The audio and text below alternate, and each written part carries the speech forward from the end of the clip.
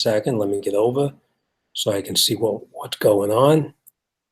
I see we have a couple of people here waiting for me already. I've been talking to Chris a little bit here before we got started. And Chris, we will talk about your problem first. Give me 1 second. Setup.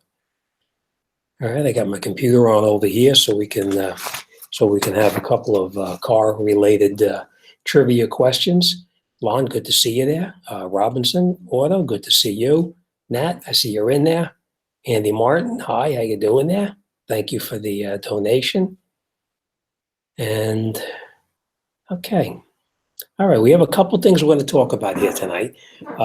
Now, I know last week we talked about vacations and all that kind of stuff, but today we'll vacations and how we used to do them years ago. Joe, hi, how you doing? Lon, good to see you. I promised you I was going to call you last week, Ron, and I did it. Took me 2 weeks, but I finally remembered to call you. Sorry about that. Hope you're having a good weekend, everybody. Hope everybody had a very nice weekend. We had a little bit of rain today, but it moved through pretty quickly. And I was talking to a buddy of mine out in Pennsylvania. They got actually hit with a storm, and right after it passed through there, it actually wound up coming right over here for a little bit too. But now the sun is shining, the humidity is rising, and it's like the summer is back again. So it was nice to have a little bit of a break, but summer's back. So we are going to talk about a couple things. We are going to talk about how easy it is today for people to if you go on a vacation someplace and you want to get in your car and go to wherever, you can hop in your car, put it into your phone or your GPS, and it'll take you pretty much straight directly to where you wanted to go. But years ago, that wasn't such an option. You had lots of different things, and me personally, I like it better myself when you can actually look at a roadmap. It gives you a better idea of where you're going. But this is what the roadmaps. I'm sure a lot of people probably don't even know what these are or how to read them or anything like that. But a roadmap like this one in particular is actually Pennsylvania. And even though it covers part of Pennsylvania, it covers a lot of other, like you'll see New York in here, you'll see part of New Jersey, you'll be able to see a lot of different things. And what I like about a roadmap versus a GPS is that, you can look at it and you'll get a pretty good idea of where you're going. When you look at a map here and you know Route 80 is right over here, and you know Route 80, if you get on Route 80 all the way over here in New Jersey, you can drive all the way to the other coast, all the way to California, and know all the different roads and all the different streets all the way from here to there.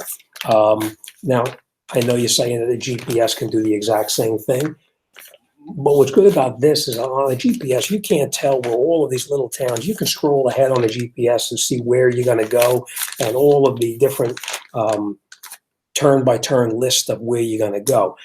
But what's nice about a map is that you can look at a map and you can actually see what towns are coming up, and you can get a pretty good idea of the size of a town just by looking at it.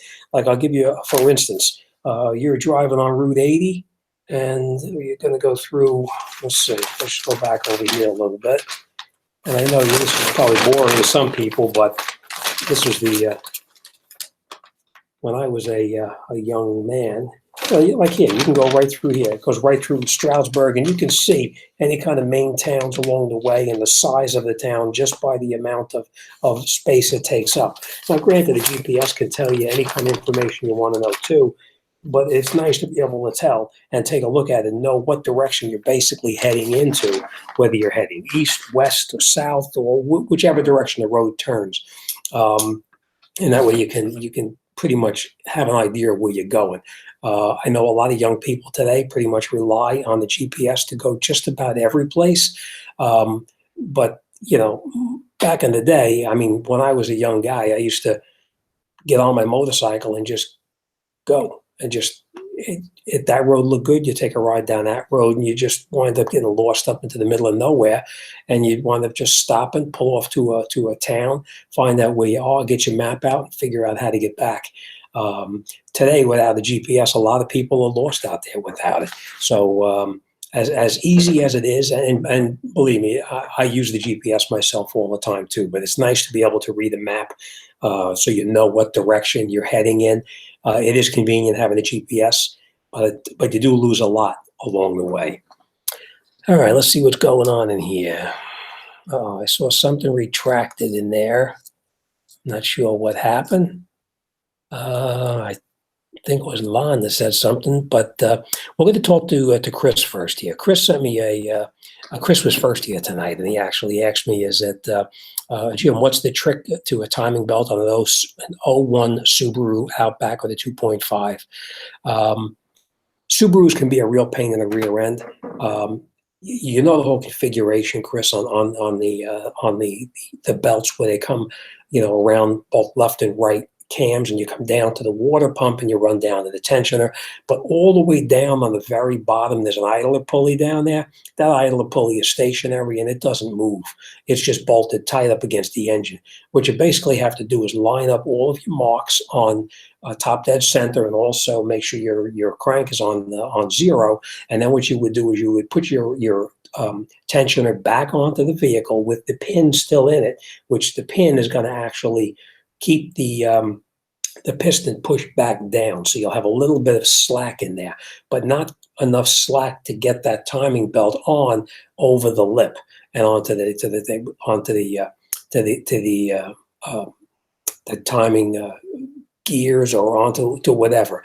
But if you go down to the very bottom, if you're looking at the front of the engine, it would be actually a lower left. If you're looking at the front of the engine, there's an idler pulley down there. You take the bolt out of the idler pulley, pull the idler pulley out, put your belt and everything on. And the last piece that you got to put back on is going to be that idler pulley.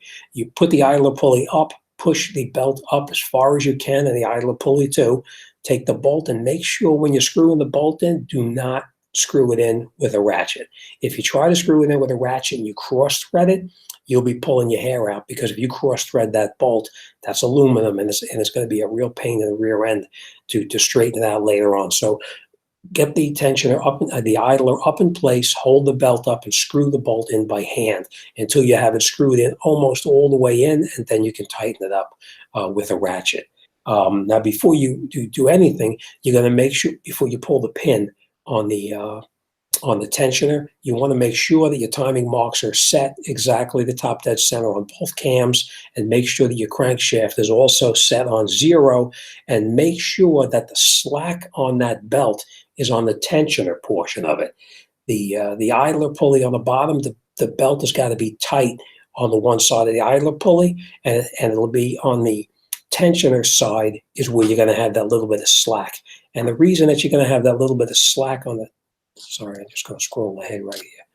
The reason that you're going to have that slack on the tensioner side is because when you pull that pin out of the tensioner, it's going to push up. Obviously, it's going to push up, and that tensioner is going to take up the slack on there. If you have the slack on the other side of the idler pulley on the bottom, when you pull that pin, it's going to actually rotate the one cam, and you're going to throw one of the cams off.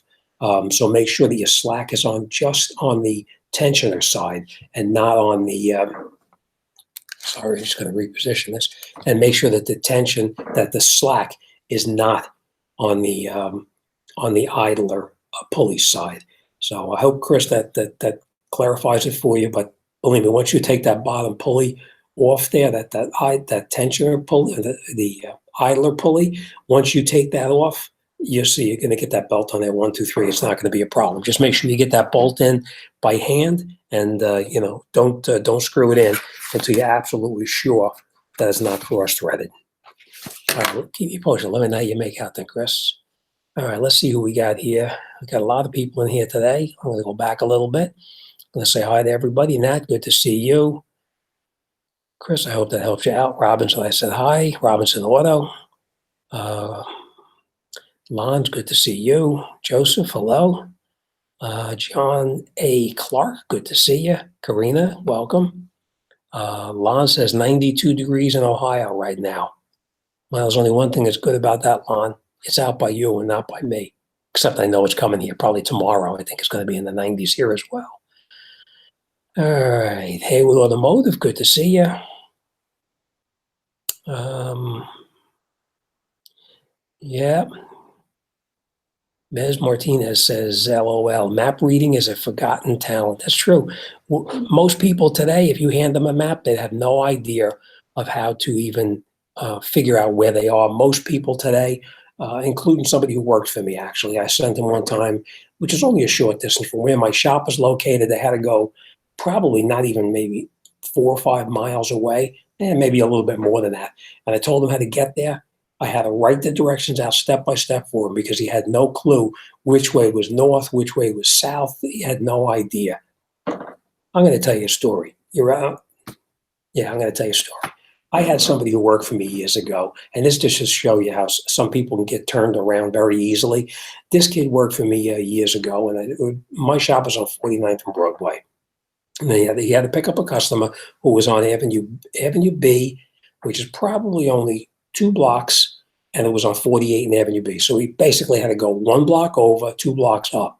Well, he goes up 1 block, makes the turn, goes up to the next block, and instead of going straight to the customer's house, it was blocked off, so he couldn't turn down. He made a turn, and he wound up going 1 block down. He goes the second block down, tries to make a turn. He couldn't turn that street. So he wound up going 4 or 5 blocks out of his way, and he was so disoriented he didn't even know which direction he was going in. He wound up calling me from, of all things back then, it was a payphone.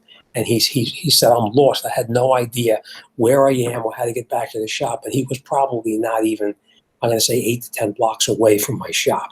So the point I'm making is some people get lost walking around the corner. All right. Hold on, here is our GPS. Afternoon. Oh, my buddy Rare Diamond from Hawaii. No matter.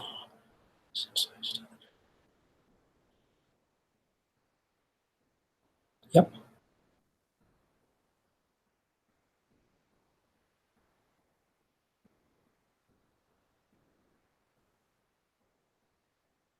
Yep. That's what we used to do when we used to take vacation, and we would plan on going to.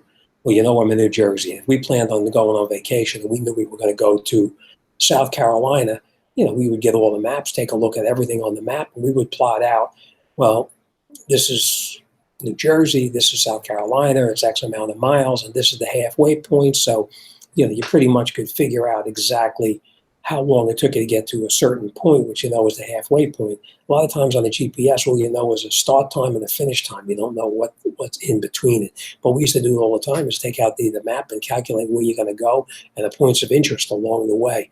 You'd be driving along and you see something on the map that looked decent, you would actually be able to sidetrack and get over and see, additional stuff. Like one time I remember we were going, I think it was up towards someplace up by Connecticut, actually. We were going heading up to Mystic and Mystic, Connecticut. And anybody knows there's a very historical seaport up there, and it's like a recreation of how it used to be back in the day.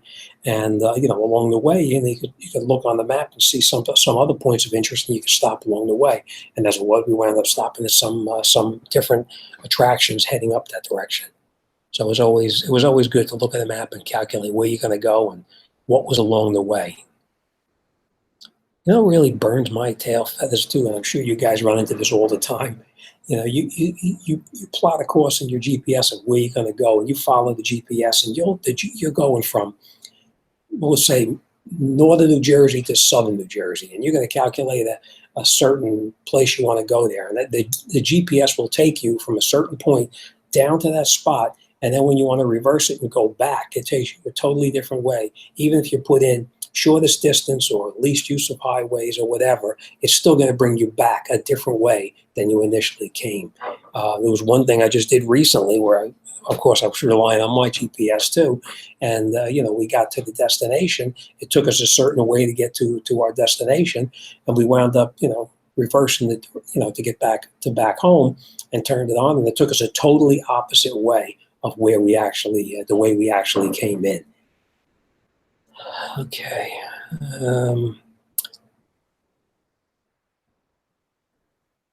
Lon says, taped it to the windshield. That's true. Map never says recalculating. I'm going to tell you this story too. I was in Pennsylvania, and Pennsylvania, and it wasn't really far into Pennsylvania. It was actually on the northeast corner of Pennsylvania. And myself and Mrs. Jimthecarguy were going to a certain place that we were heading to. It was actually up in the Poconos. It was a casino, actually. And we're riding up there, and we put it into the GPS to shortest distance. And that GPS wound up taking us up through this. I had no idea where we were, up and over a mountain. It was like where I was a little bit worried where we were heading. And then all of a sudden you're driving along, and all of a sudden you lose the signal. And now you come to a T in the road, and it's like, well, do you go left or you go right? And the thing is spinning, just saying recalculating because it had no signal. So that's true. It is a pain when it actually says recalculating. Or the one I get a kick out of too is that, go this way, that way, the other way. And all of a sudden it says, when possible, make a legal U-turn, Let's see what we got going on here.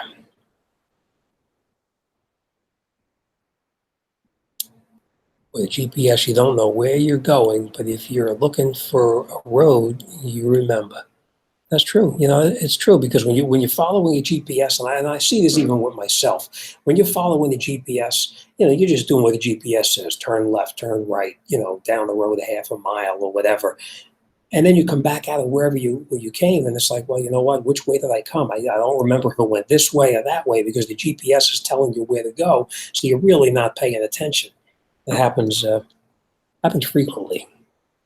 But I will say this: it does come in very handy when you're in a, like, I had to go upstate New York, fairly recent, and getting from where I live to upstate New York, I know how to get there. It's not a big deal. I just traveled north. I took this road, that road, the other road. But once I got up over the Tappan Zee, there was lots of different turns and lots of little streets you had to turn. And instead of taking out my road map or my written directions and looking at it and seeing where it was, I did go by the GPS, and it does come in handy for all those little tiny, turns and such as that. Okay, what do you got here? Blair's Video Corner. Hi, people. Not sure who that is, but I will check you out and see. I'm going to just go back because I touched it, and all of a sudden it jumped way pretty far ahead. All right, take the windshield. All right, here we go. We're back to where we started from.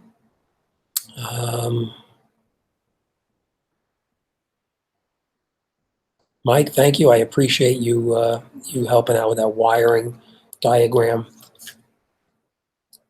BBB Industries has a wiring diagram that fits what you need. Mike, thank you very much for stepping in there. I did see that on here. I just happened to pass it by. So, Mike, thanks for hopping in there. I tried that, still no beans. You tried taking off that lower. Chris, you know what? Chris, if you want to send me wait, did they do private? I know they were talking about doing away with private messages, so I don't know if private messages are still there. Shoot. You know what?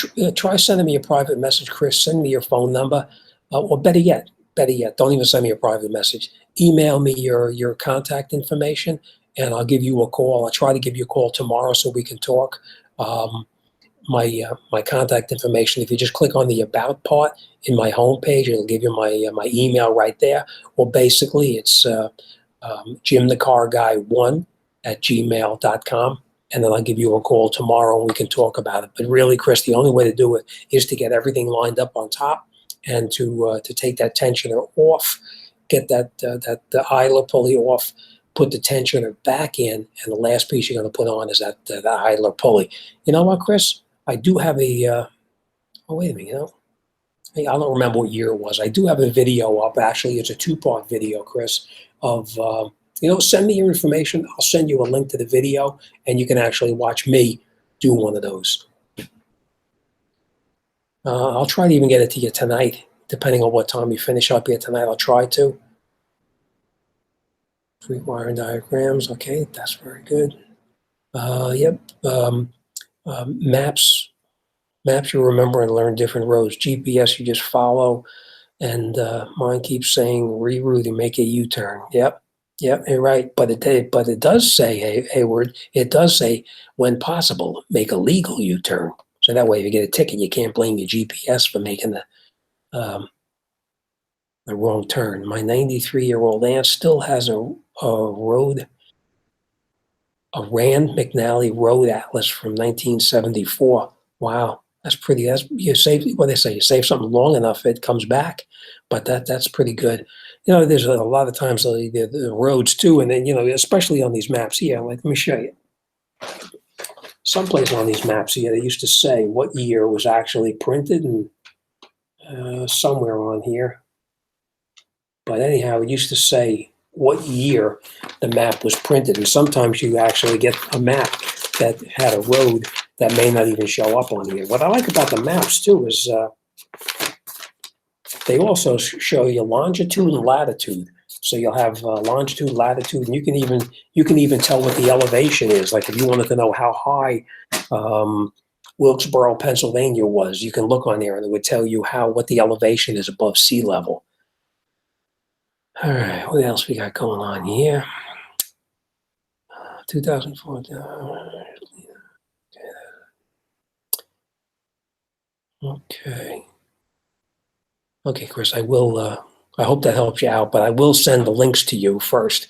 I'll send the links to the videos, both part 1 and part 2.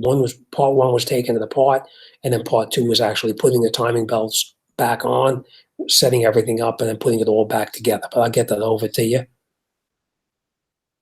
I still have my father's SO maps. Wow, you're right, Eddie. I remember them. You know what? I tell you the truth. This map is actually in good condition. I got some maps in my other car that I've had them so long that when you take them apart, they're in pieces. I've used them so often.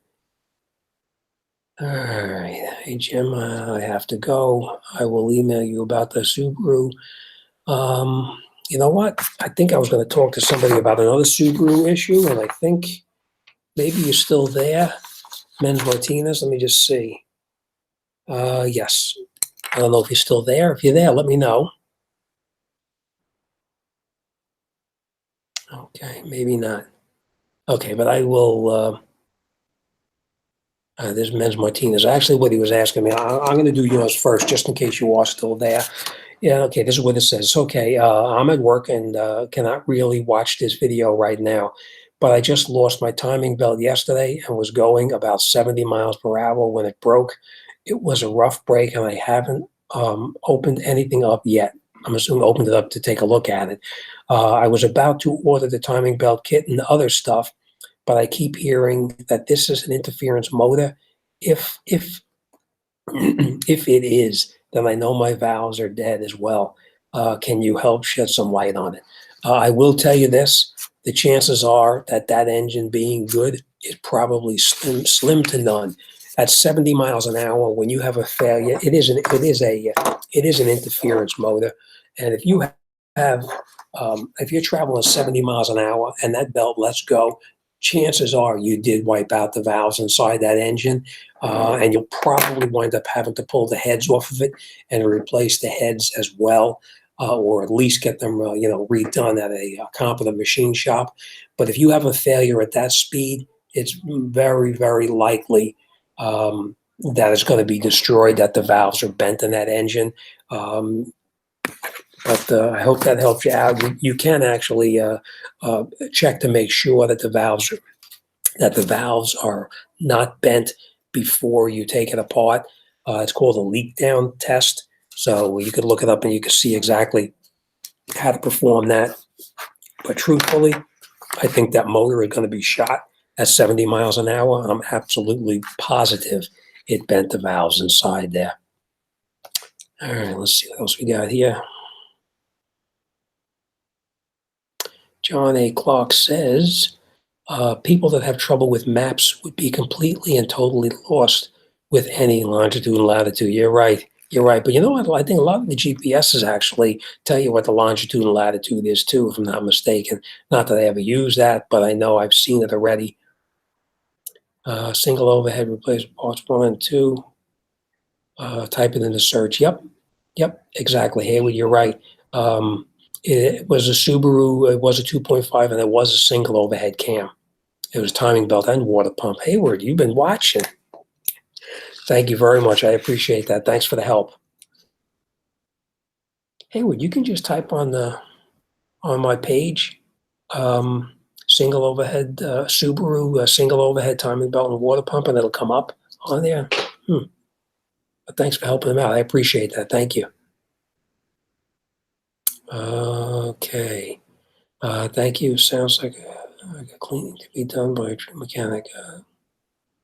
If you don't have any symptoms, okay. I think John's helping somebody else out there. I appreciate any help that anybody can give my my subscribers and my viewers. I appreciate that. Thank you. Okay. All right. We had a couple other things we're going to talk about today too. Vacations. Where we will talk about some other stuff too, but where was some of your favorite destinations and favorite places that you've gone on vacations? Whether it's flying from one location to another and then actually going and renting a car and driving. Myself, I have lots of good memories of different vacations I've taken over the years. I've been probably every place on the East Coast, from Maine to Florida, at least 2 or 3 times. So I've been pretty far all over the place. Probably my favorite place, and I think that my buddy is still in here, if I'm not mistaken.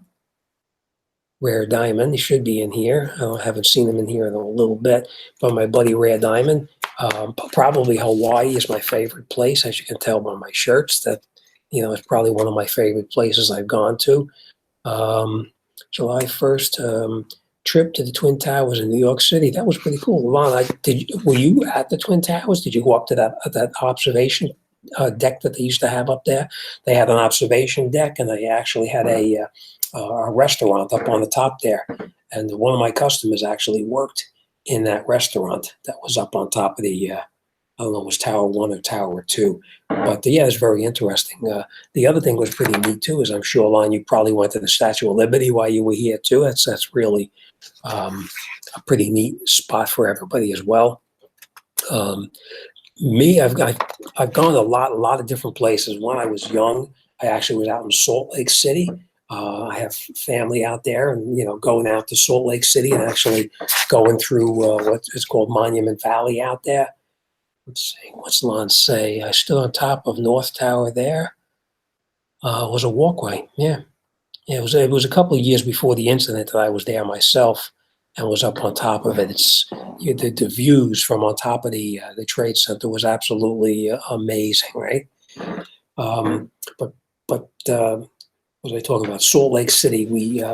I flew into Salt Lake City, and back then I had a family member who lived there and still does.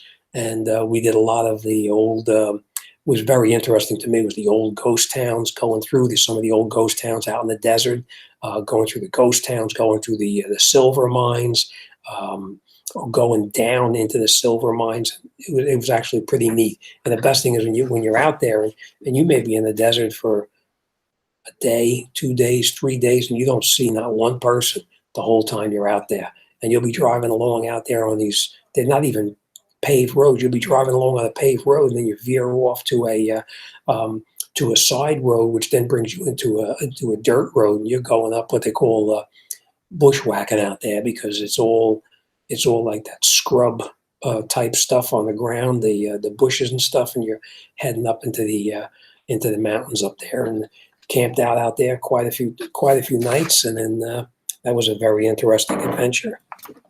Another thing I did too when my children were younger is we actually went to Arizona, and what I thought was really neat in Arizona is when you're in Arizona, it's fairly flat. You have little small mountains, but nothing really substantial. It was where we were was actually pretty flat.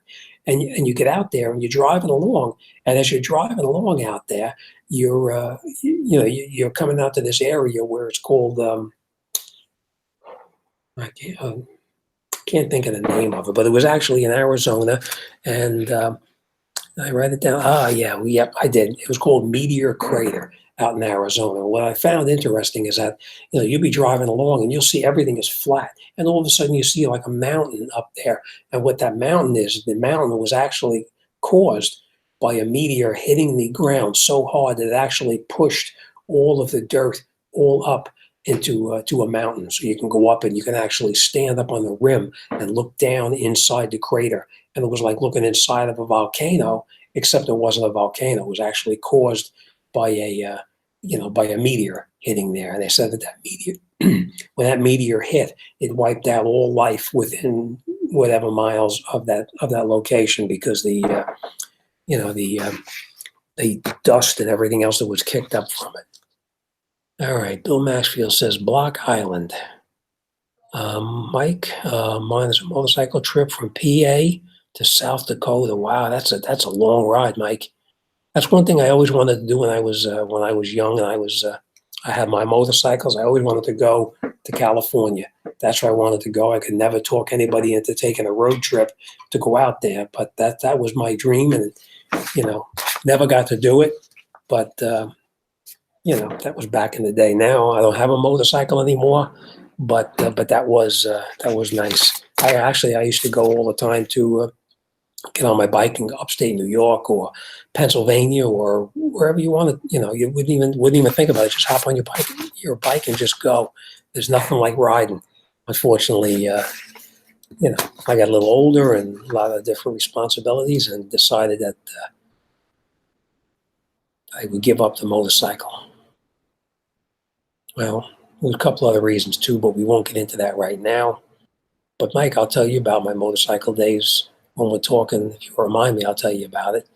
I was actually had a lot of different bikes. I think I told you I started out with a 125, got a 175, 350, 450, 550, 750, and then a 900.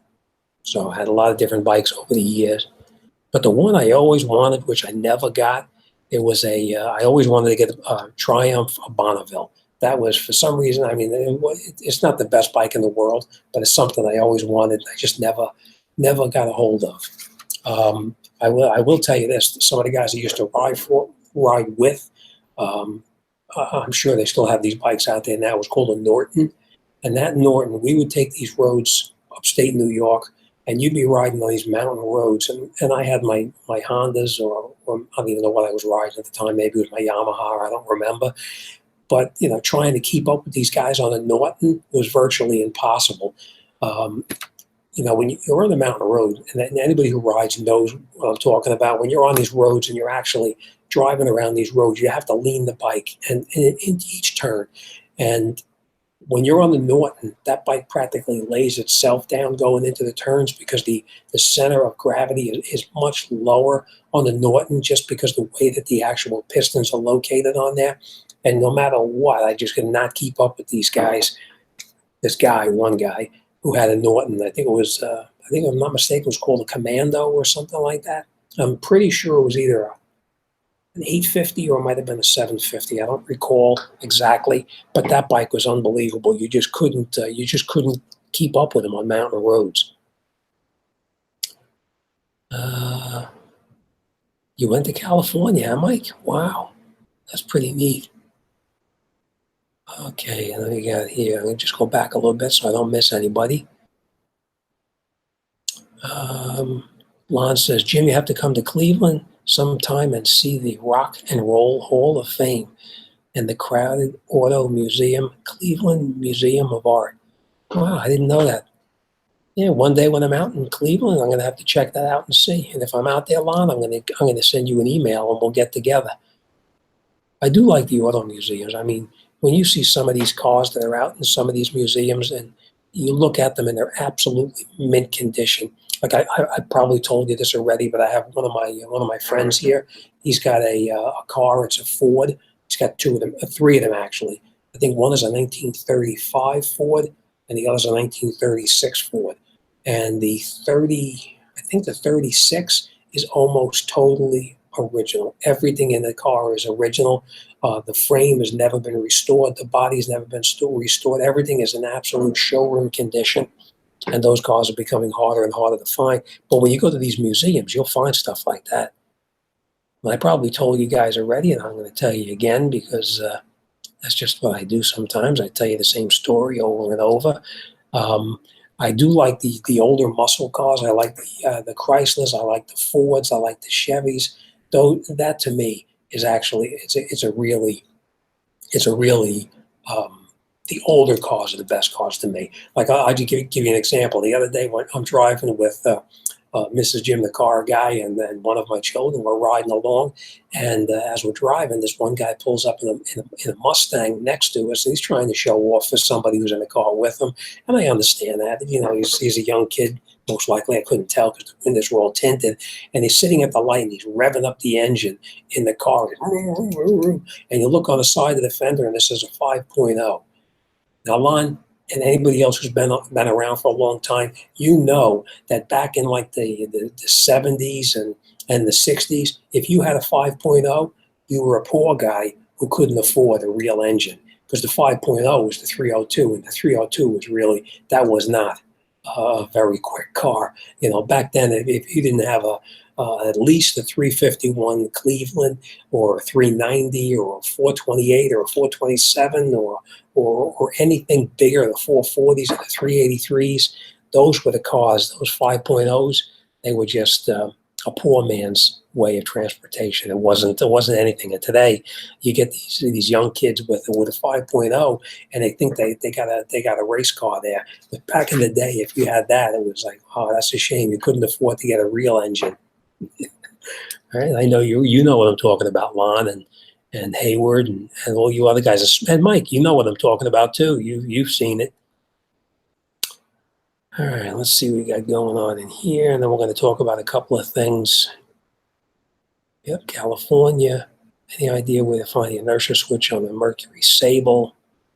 From what I remember, the Sable is probably either going to be trunk mounted or it's going to be in the kick panel. One of the two. That's usually where they always are.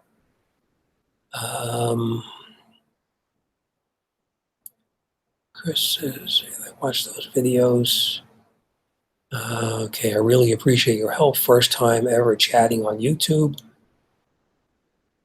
Yeah, Joe Yee, you're going to find out there's a lot of really good people on YouTube. You do get some trolls on there, which I did have actually a few emails back and forth with somebody earlier today who was a real smart person, and I just once you start to talk to them and you realize who they are, I just block them from my channel and don't even bother talking to them. But overall, the majority of the people that you're going to meet on YouTube are all really good people. Trunk area quarter panel. Yep, that's probably where it's going to be. The left or right quarter panel, or it could be in the kick panels up in the front. But from what I remember on that one, it probably is going to be in the trunk someplace. And then Chris says, okay, good. I'll get back to you. I'll send you. Actually, once I finish up here, I'll try to remember to. 1 second. Give me 1 second.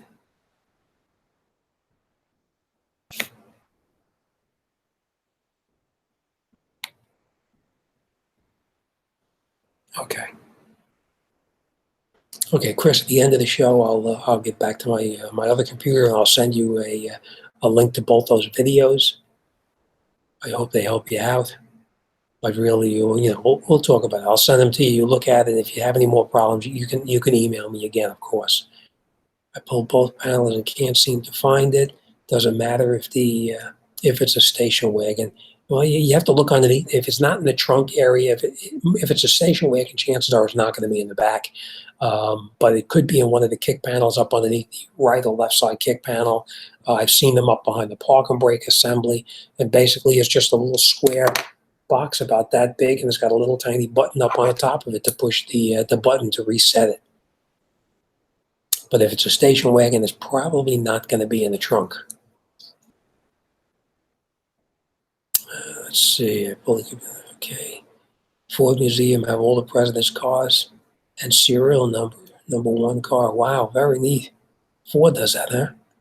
Wow, that's pretty neat. Actually, the two cars I was telling you about, the mint condition cars, they're actually both Fords. One of them actually has a rumble seat in the back of it. Bulgarian panel, okay. So a really cool 75 Chevy Caprice with an LS3, and this was immaculate. Yeah, I remember the police cars years ago, and used to see the state police, or they would pass you by, and you'd hear them, you know, laying on that accelerator, and you could hear that engine breathing. It was you knew they had their foot to the floor. Inertia switch is behind the right rear trunk lining. Okay, I have to look on the computer to be able to help. Hey, but thank you for helping them out. Linda James, Boss 302, 302 Z28. Be on the right luggage compartment, on the right rear. It should be on the right. Okay, all right. Thank you everybody for helping them out. I appreciate that, and I'm sure he's going to find out where that switch is located. All right. Now we have a couple of things going on. It was one of my subscribers that actually sent me. They wanted to know, and this is a how to diagnose an engine noise. I have it, and this is Lima, I think her name is. Well, his name, I'm not really sure. I have a Hyundai Santa Fe 2012. Noise comes only while starting. Do you have any ideas? Thanks. Yep, I've run into that problem before. And actually, you know what? I think it was either a 2012 or a 2013 Hyundai, if I'm not mistaken. I think it was a Santa Fe. What you're going to need to do, and I know trying to pinpoint that noise is going to be kind of rough because it's only when you initially start it up, but you're going to have somebody get inside the vehicle and start the car when you're underneath the hood so you can actually isolate where it's coming from. I would look very carefully at the idler pulleys themselves and the tensioners, because the tensioner bearings go bad in those cars all the time, and that tensioner bearing is what will cause that to make that noise. Now, I would not be surprised if when that's running, because you drive the car all the time, chances are the noise was there, but you may not notice it because when you're driving a car for a long period of time, the noise is not there. So you don't hear anything, obviously. But day one, the noise gets a little louder. Day two is a little louder. Each day it gets a little bit louder. And if it gets a little louder day by day, you may not notice what that noise is or where it's coming from.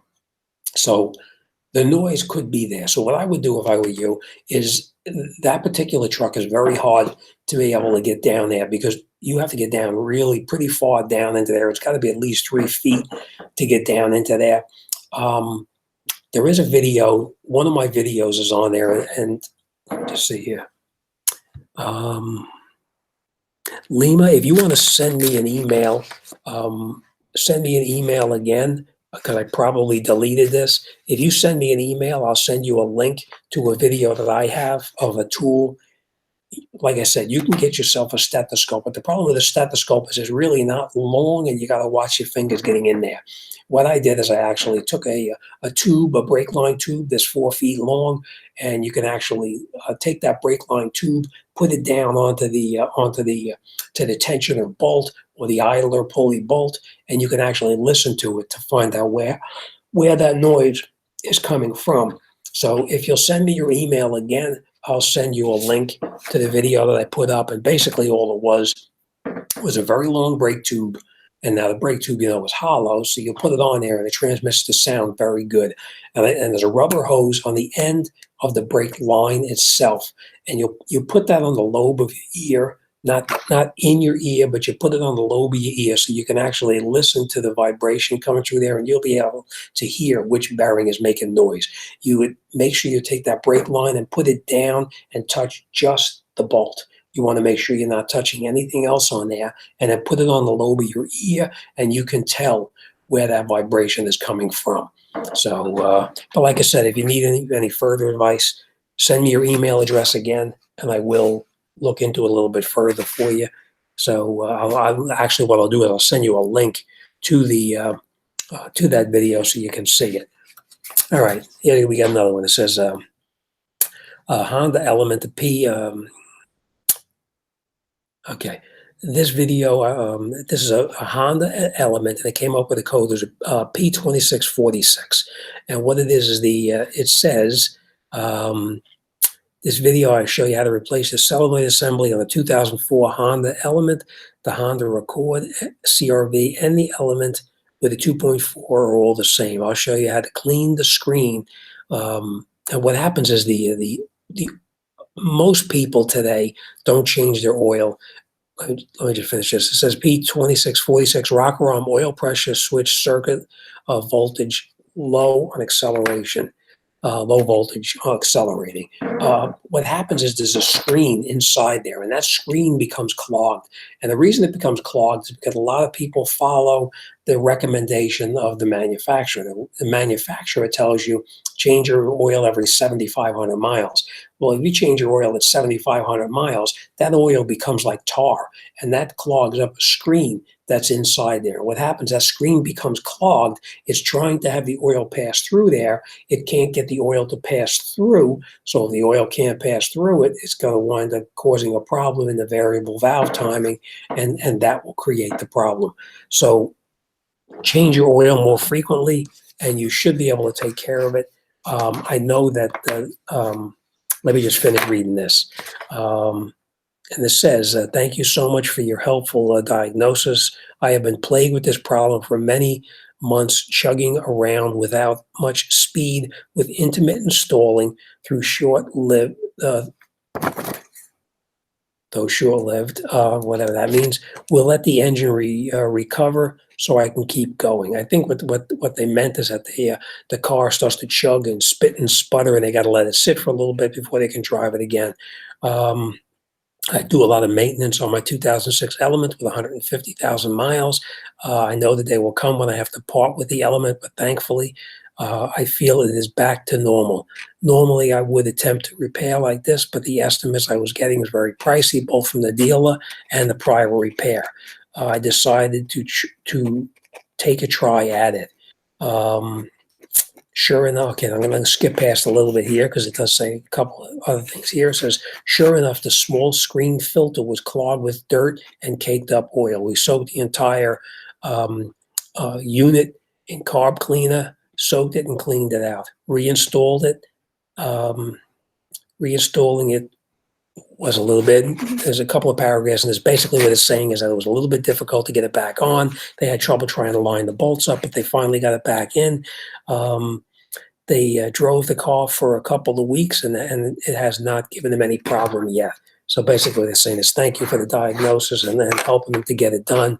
But the reason that happens is because the oil is not changed at the right interval. When you follow what the manufacturer is saying, 7,500, that oil becomes like tar inside there. And when you have that oil in there and it's thick like tar and it's got to pass through that screen type material, it can't pass through the screen. It becomes clogged, and then once that screen becomes clogged and the oil is coming in from the back of it, it can't penetrate through it. It just keeps building back and back further and further and builds up more and more sludge. I've seen them already where that screen is so clogged that you have to get in there with a screwdriver and chip away at that congealed oil inside there to get it out.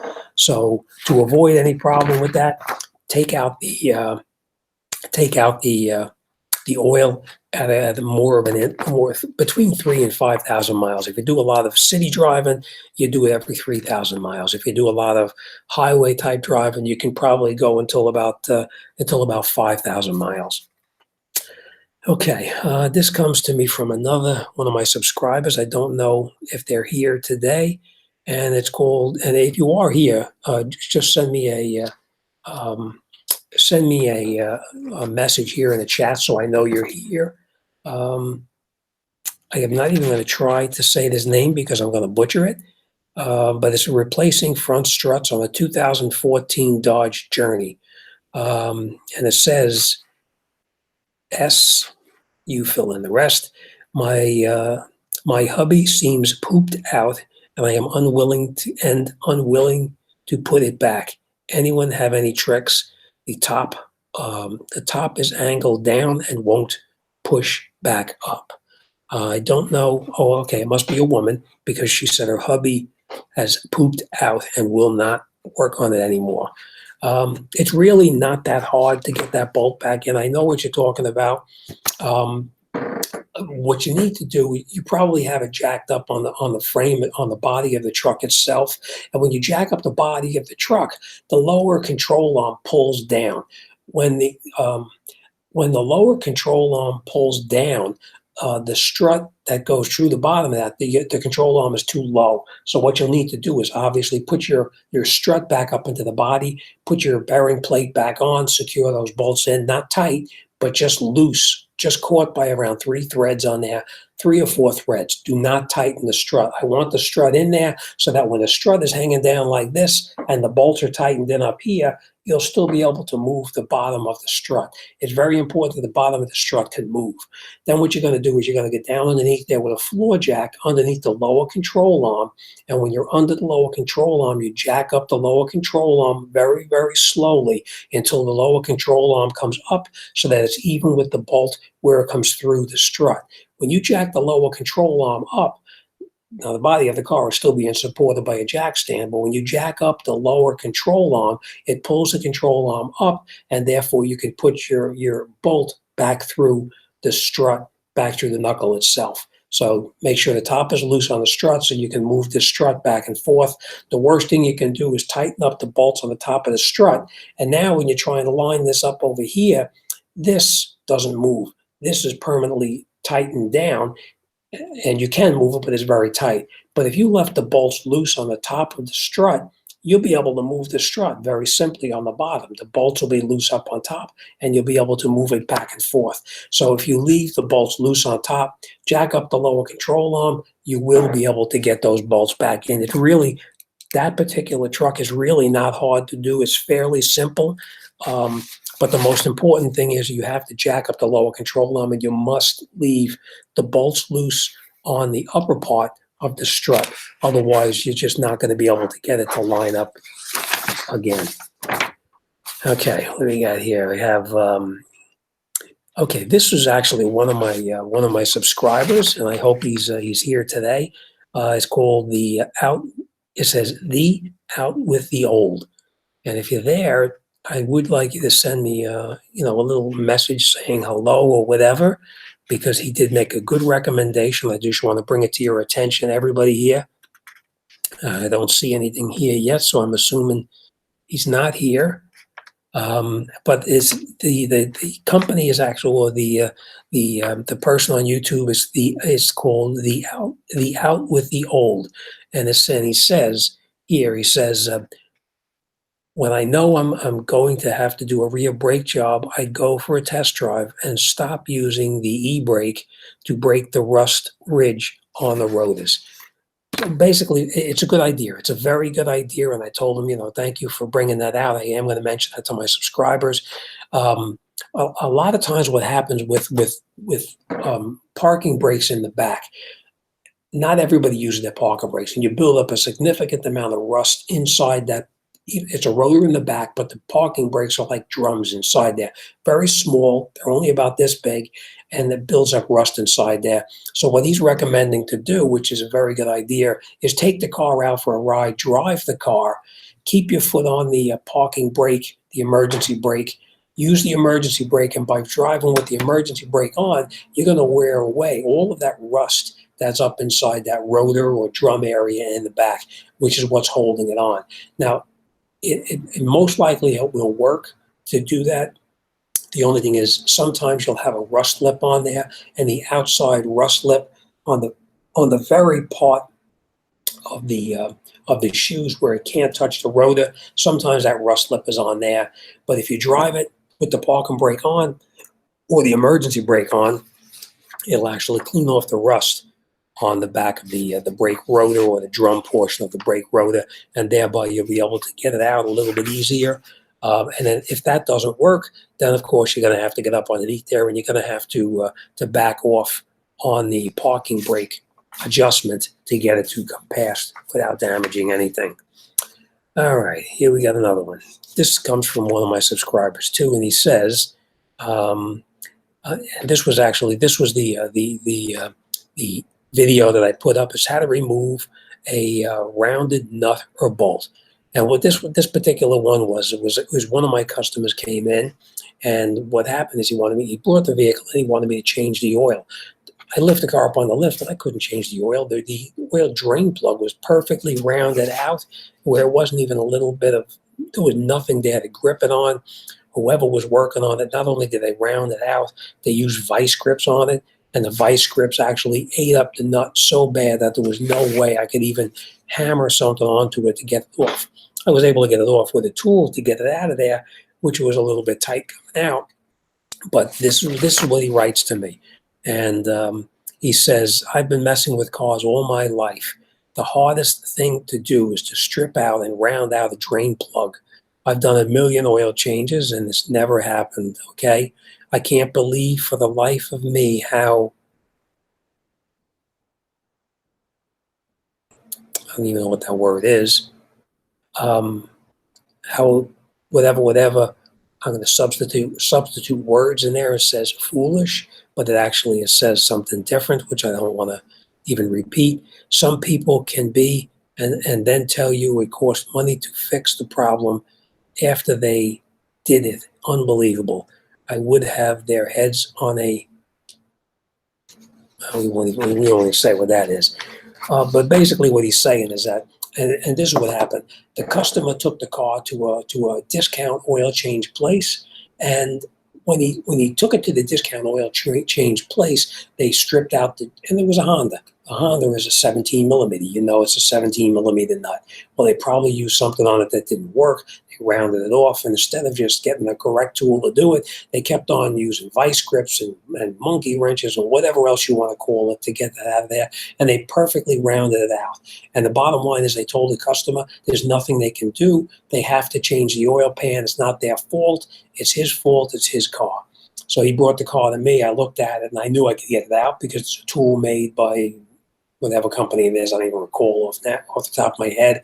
And what you basically do is you take that rounded out plug, and it's supposed to be 17 millimeter, and it was rounded down to probably around 13 millimeters. That's how small it was. And what happened is you put the tool on there, you tap it on there, it goes on very tight.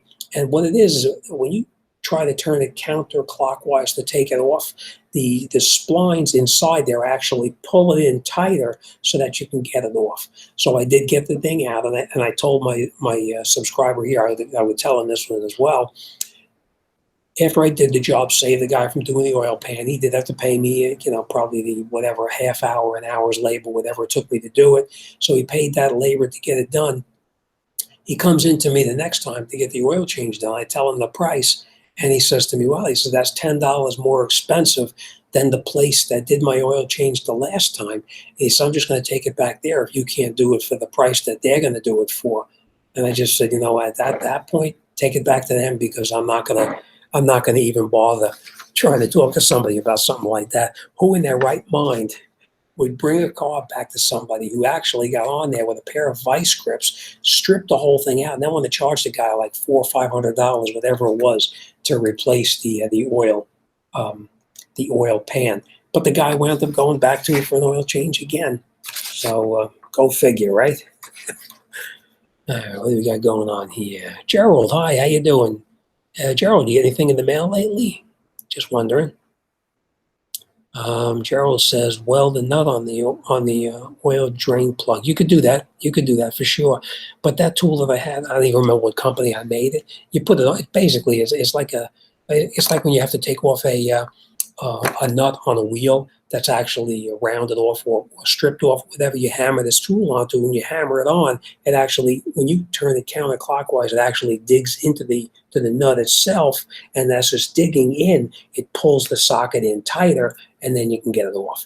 But you could try to weld something on there, but I didn't do it. I used that tool I had, and it came right off, Gerald. All right. Hayward says, before or after you changed opinion? Okay, that's something else. McGee 60 discount oil change places. Discount means discount don't count. This customer don't count. You're right. And I'm going to tell you another story. Oh, you know what? McGee 63, I will get that out to you. I do have it in my car, so I will get it out to you shortly, what we talked about. I will tell you this. I had one of my customers one time, and this is a very intelligent person. He's a doctor, and he pulls up into my driveway in my shop, and I'm in the shop working, and I can you know what it sounds like when the spins are bearing in the engine. You can hear that boom, boom, boom, boom, boom, boom, boom. Well, what happened is they did an oil change at a Jiffy Lube, which was probably half a mile away from me. So he picked his car up, he drove the car back to his office, and it started knocking like that. So he drove it over to me to look at it. And basically what happened is it was a Nissan, actually. I think it was a Nissan Maxima, if I'm not mistaken. What happened is when they put the oil drain plug back in, it was tight.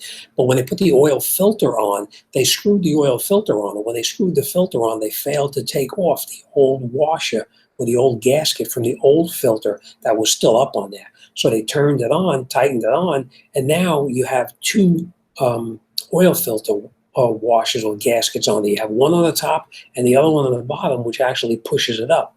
But what happens if you don't have, you can't have two gaskets on there. One will blow out, and which is exactly what happened. That filter was nice and tight, and the gasket, the first gasket that was up there, actually blew out through the side of it. He lost all the engine oil inside there, and he wound up burning up the engine. So yeah, that's what happens when you go to these Jiffy Lube places. You definitely have a problem with that. Okay. Let's see. Discount oil changes. Exactly. Okay. Head burns. It was there before it started. I'm not sure what that's about. They probably aren't even changing his oil. I thought I was the only one, John, that would say something like that.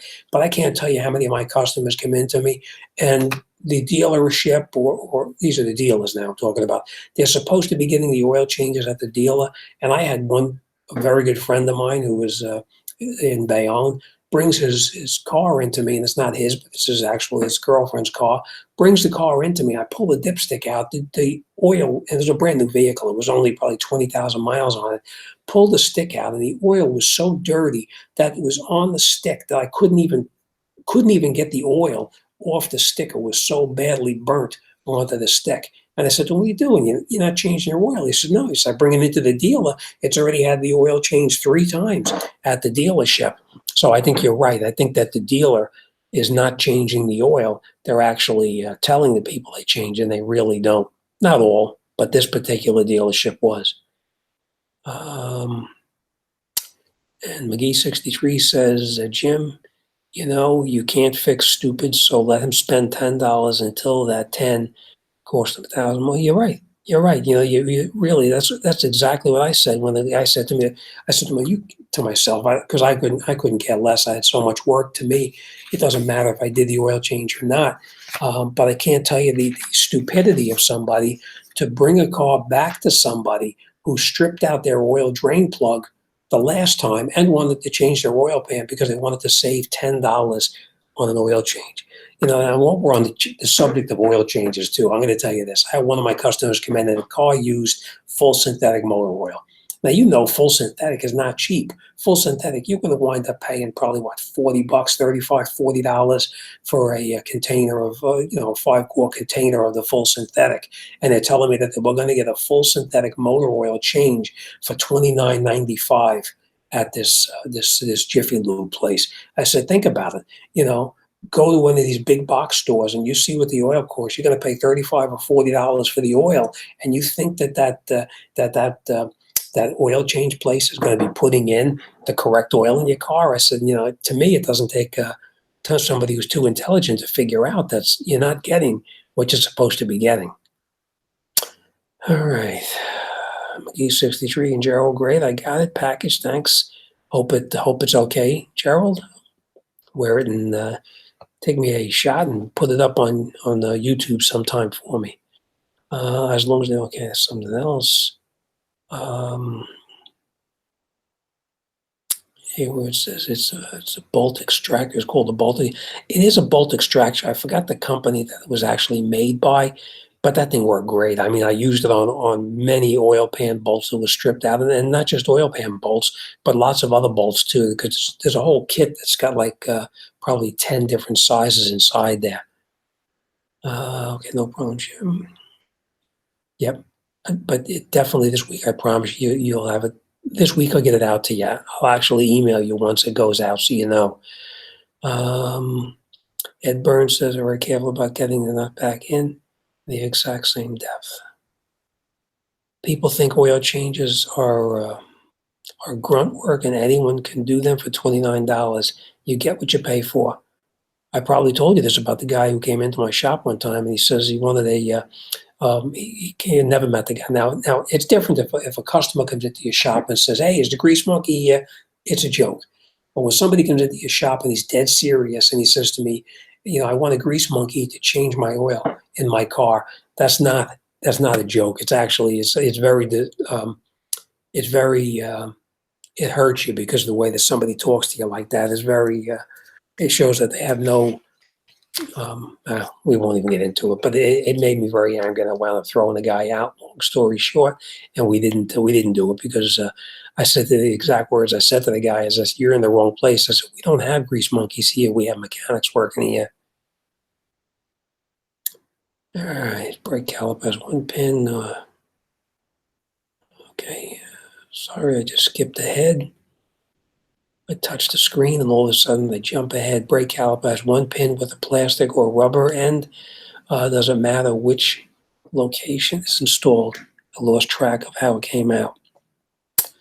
One of the bolts has that little rubber piece up on top of it. That's just to quiet down because when you have the pin going through and you have the knuckle here, you'll have a little bit of play inside there. What that rubber is meant to do is to actually keep it from banging around.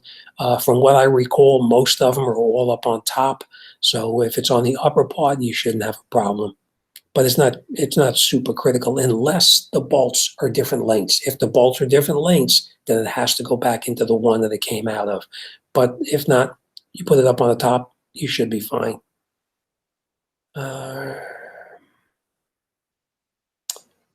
Okay. Gerald says, Stealerships, that's the truth, there's no lie. $8 a quart, yep. All right. These days, a lot of dealerships offer free lifetime oil changes, averaging every 4 months. When I got my 2011 Kia, I was entitled to a free oil change 3 times a year. A lot of times when the car is actually a leased vehicle, a lot of times the dealerships will do the oil changes because they want to get the vehicle back in good condition without that tar inside the engine from being, not changed. So, but as far as the other one, the one guy that I know, and who was I was just talking to? McGee 63. This is actually somebody from, and you know exactly who I'm talking about too, McGee 63. It was from one of the dealerships down on 440 in Jersey City. It was one of those, and you said yours was a 2011 Kia. Their car was a Kia Sorento, I might add, and that's the one that came in, and the oil was like tar burnt onto the dipstick. So you know which place I'm talking about. So be very careful whenever you go into them. And this was just recently. I'm thinking this was probably about a year ago, something like that. Okay, Nat says, oh man, Honda changes my oil to have to check to see if I have oil in my car. Yep, you see it all the time where somebody will change the oil and leave the oil drain plug loose and it winds up leaking out all over the place. I'll tell you one story I had. Years ago, I had a towing business as well, and they used to do towing for commercial companies too. And this one rent-a-car company called me up to go and pick up a vehicle one time in New York, and I went out there to pick it up. And when I went, the customer was driving along, the oil light came on, they kept on driving, started banging and knocking, and the car just stopped. And you know what happened, the engine seized up. Well, I get the vehicle up on my tow truck, I pull it up onto the truck, and I'm expecting to see a damaged oil pan, something they hit, something that knocked a hole in the oil pan and lost all the oil. And when I looked up underneath the bottom of it, it wasn't the hole in the oil pan, it wasn't damaged from road debris, the oil drain plug was gone. the oil drain plug was so loose that it had fallen out of the vehicle, that this place had had their oil changed by some um, oil change place, and they didn't tighten up the oil drain plug. It fell out, and they wound up burning up the engine. So you do get what you pay for. You go to those Jiffy Lube places, and a lot of times you will have a problem because they're just not they're not competent. Okay, Chris says $90 for a Mercedes with a Mobil 1 synthetic. Actually, Chris, $90 is really a good price, because Mercedes, as you know, takes 8 quarts or 8 point something. It may take 9 quarts, and that oil is not cheap. So $90, that's a pretty good price. That Mercedes filter is fairly expensive as well. I think down by me, I think they're going for more like about $129 for that oil change with the full synthetic and the filter. Scott Tool makes a complete set. You know what? That might be it, Gerald. It might have been Scott Tool. It might have been. Pretty sure. I don't remember, but I think it might have been. Let's see. Hayward says, he says it's an insult. That's right. And to me, it was an insult when the guy was looking for a grease monkey. It was very, very. It's like a slap in the face to a real mechanic. To call somebody a grease monkey is not the right thing. Okay, and now we got here. I do a Mercedes Sprint. Oh, the Sprinters, yeah. These trucks, they cost $200 in oil and filter. 2017. That's true. Those Sprinters, they're expensive. I think that takes 9 quarts, if I'm not mistaken. It may even take more. Oh, wait a minute. You know what, Chris? Irwin bolt extractor kit. That's the name of it. That was it. It was Irwin. That's it. I bought that thing probably 25 years ago, and it's paid for itself the first time I used it and every time after. Next time we do, okay.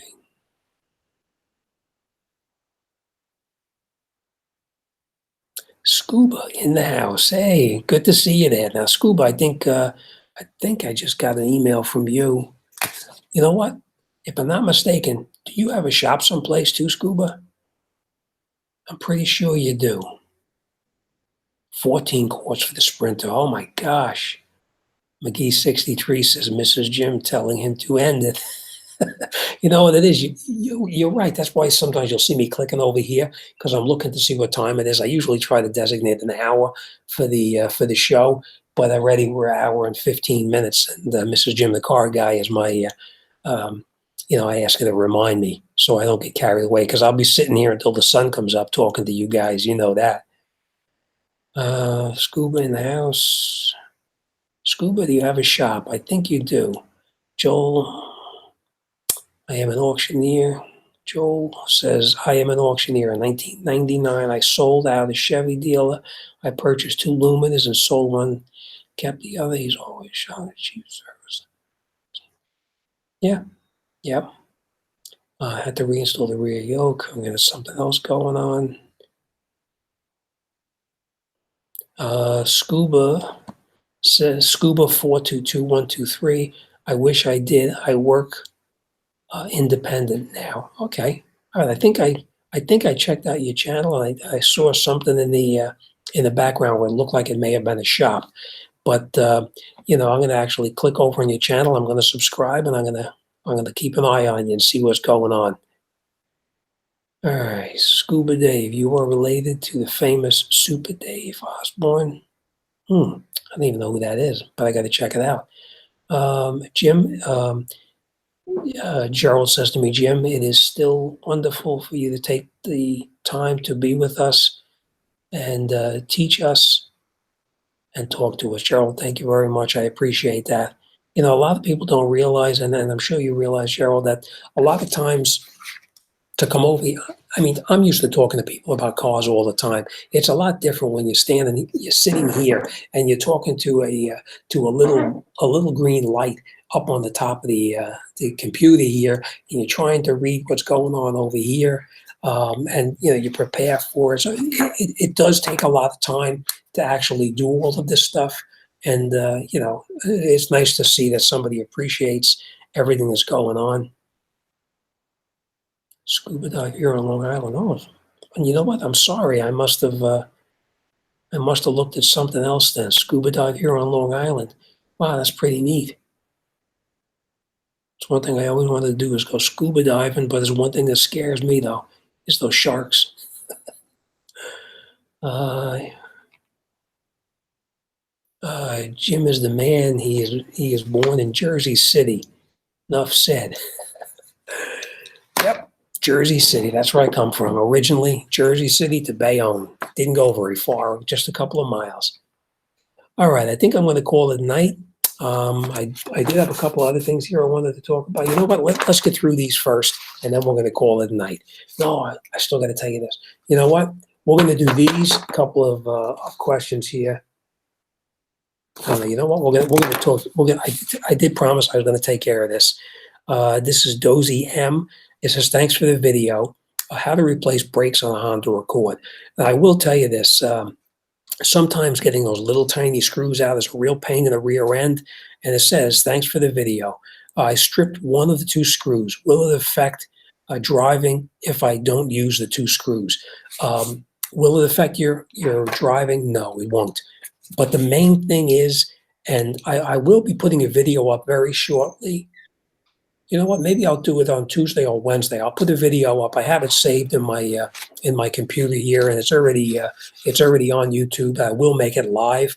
And basically, what happens when you have a screw that actually snaps off on a brake rotor that goes from the brake rotor into the hub itself, you're going to have a little tiny piece sticking out like that. You have to make sure that that broken screw is perfectly flush or recessed in a little bit further than the rotor. Because if you try screwing a rotor onto that round hub and you push it on there and that little tiny pin, even if it's a 16th of an inch, if that little broken bolt is even holding that rotor from going flush all the way, you're going to put it together, you're going to drive it, and your steering wheel is going to vibrate like mad.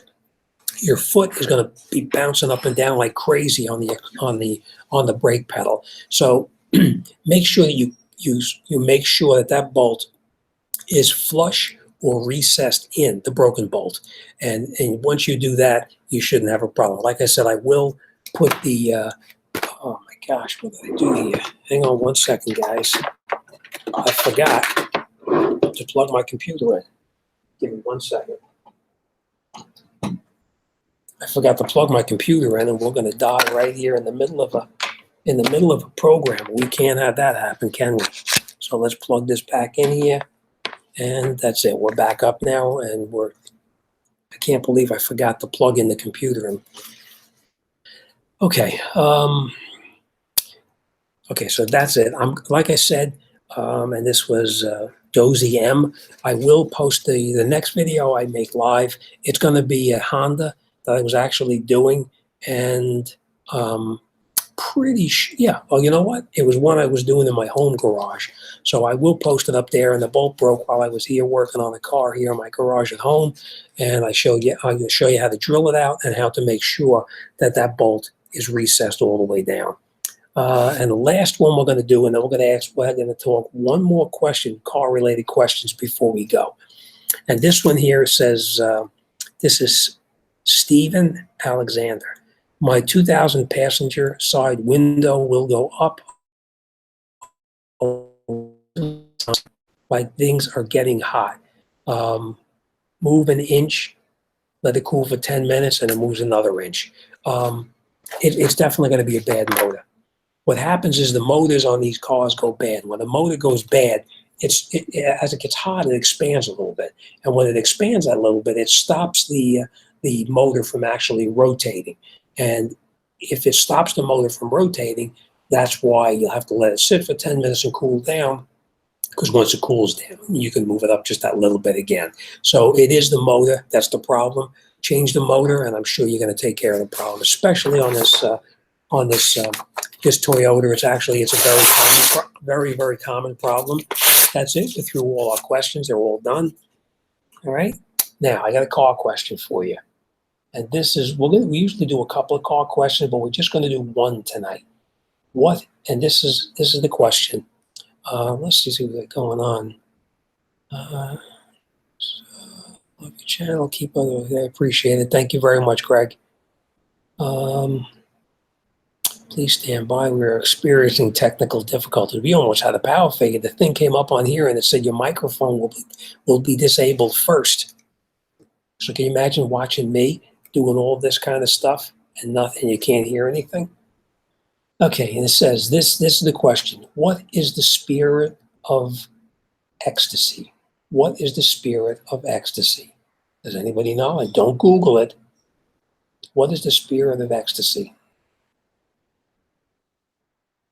So that's the question. I would have probably done a little bit better wording of the problem. But what is the spirit of ecstasy? And then we're going to call it night. All right. I guess we're going to just do this real quick. Mon says emblem on a Packard. No, it's close, but it's not a Packard. Rolls Royce? No, not a Rolls Royce either. Oh, I'm sorry. Yes, Chris, you're right. It is a Rolls Royce. And it says the official name of the mascot of the Rolls Royce. She is the lady on top of the radiator, and it's also known as Nilly in her 90. That's what it is. So you learned it here. Rolls Royce. Yep. Oh, Eddie, come on. Designer drugs. Yep, that was the... I'll have to go out in the garage and take a look at my Rolls Royce and see if that's the emblem on top of it. Okay. All right. Okay, we're going to call it a night. We have a couple of more car questions for next week, and then we're just running out of them. We only have a couple of more, and then we're done. Okay. Sorry I had to Google it. Uh-oh, Karina, you're honest. At least you told me you Googled it. I mean, looked it up on Google. All right, what else we got here? All right, all good answers, but that's it. Okay. All right, everybody. So we're going to call it a night. Let me know what you want to talk about. Anybody wants to talk about anything next week? Disgruntled Mechanic. See you, Jim. Thanks for the chat. Mike, always good talking to you. I'll see you soon. Let me know what you want to talk about next week. If you want me to continue doing car questions, you want me to continue doing stories, whatever you want me to talk about, we can talk about. As a lot of times when I'm talking about things, that's when stories pop into my head. But we will talk about it. All right. So everybody enjoy the rest of your weekend. There's not much left of it. I think I'm going to grab myself a beer and relax with Mrs. Jimthecarguy and watch some TV. And my dogs are probably sound asleep already. But that's what I'm going to do. I'm going to relax and take it easy. And Chris, I will send that link over to you tonight. Actually, as soon as I get off here, I'll send that link back to you so you can actually take a look at the Subaru that I did and how I got that pulley back on. But believe me, it's just basically it's a pain in the rear end. But you'll see, it'll work out okay for you. If you take that lower pulley off on the very bottom, remove your tensioner, put the belt and everything on, install your tensioner, and then put your idler pulley on last. It'll work. But I'll send it over to you. Take a look at it. And, of course, keep me posted. Let me know how you make out and if you need anything else. And if that doesn't work for you, send me your phone number. I'll give you a call one day when I'm driving to work or from work or whatever, and then we'll talk about it in depth. All right, so as always, thanks for watching. Enjoy the rest of your weekend. And as always, I'll see you on the next one.